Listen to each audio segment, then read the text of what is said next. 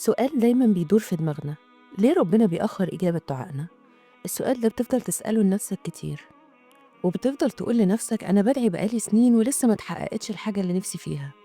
طب تعالى نهدى كده ونسأل نفسنا، هو فعلا ربنا بيتأخر ولا إحنا اللي مستعجلين؟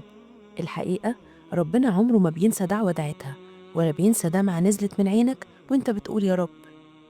النبي صلى الله عليه وسلم قال: يستجاب لأحدكم ما لم يعجل، يقول دعوت فلم يستجب لي. يعني إيه؟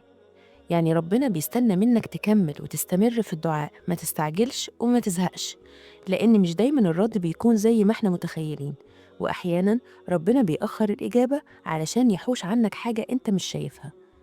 وبدعائك ربنا بيعمل لك حاجة من ثلاثة: يا إما بيحقق لك اللي انت عايزه بالظبط، يا إما بيصرف عنك شر كان هينزل عليك وانت مش شايفه، يا إما بيحوش لك الدعوة ليوم القيامة، اليوم اللي هتكون فيه في أمس الحاجة للحسنات. طيب ليه التأخير بيحصل أصلاً؟ لأن أوقات ربنا بيأخر إجابة الدعاء علشان عايز يعلمك الصبر، أوقات ربنا بيشوفك هتفضل ماسك في الدعوة ولا هتزهق، وأوقات الدعوة نفسها بتغيرك، مش بس بتحقق لك طلبك، بتصلح قلبك وبتخليك قريب من ربنا وبتطهرك من ذنوبك.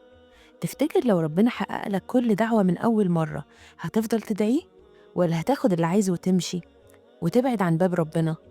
ربنا بيأخر الإجابة علشان يفضل صوتك شغال وإنت بتقول يا رب، يا رب، وده في حد ذاته رحمة كبيرة.